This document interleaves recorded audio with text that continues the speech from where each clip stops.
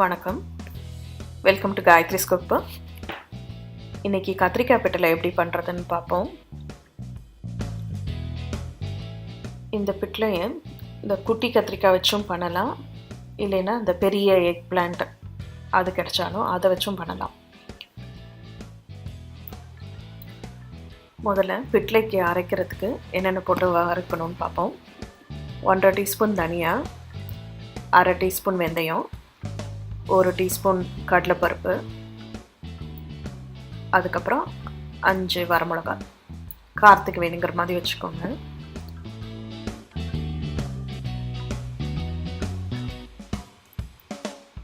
கொஞ்சமாக எண்ணெய் விட்டு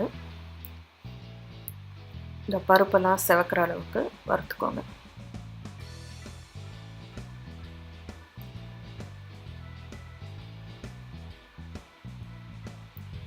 இதை ஒரு 1/2 கப்பு துருவின தேங்காயோட சேர்த்து ஒரு பேஸ்ட் மாதிரி அரைச்சி எடுத்து வச்சுக்கோங்க.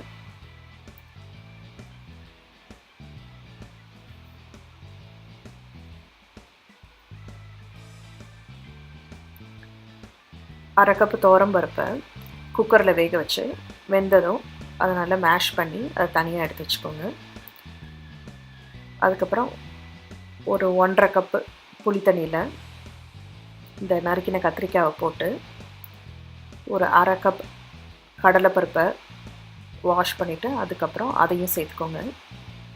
அதோட கொஞ்சமாக மஞ்சப்பொடி, உப்பு, பெருங்காயம் இதெல்லாம் போட்டு கொதிக்க விடுங்க. கத்திரிக்காய் நல்லா வெந்ததுக்கப்புறம் நம்ம அரைச்சி வச்ச பேஸ்ட்டு போட்டு கலந்து அதை ஒரு 2-3 நிமிஷம் அதை கொதிக்க விடுங்க. அப்புறம் மசிச்ச பருப்பையும் மிக்ஸ் பண்ணி இன்னும் கொஞ்சம் கொதிக்க விடணும்.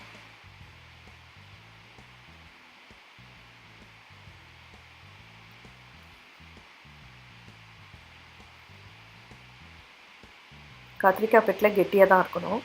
ஸோ உங்களுக்கு வேணும்னா வாட்டரை ஆட் பண்ணிக்கலாம்.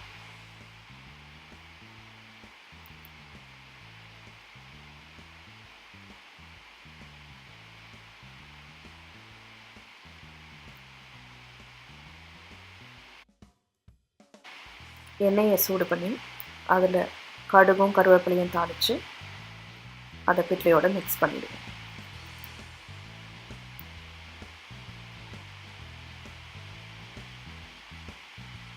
இதை செஞ்சு பார்த்துட்டு எப்படி இருக்குன்னு கமெண்ட் பண்ணுங்கள். பிடிச்சிருந்தா சப்ஸ்கிரைப் பண்ணுங்கள். தேங்க்ஸ் ஃபார் வாட்சிங்.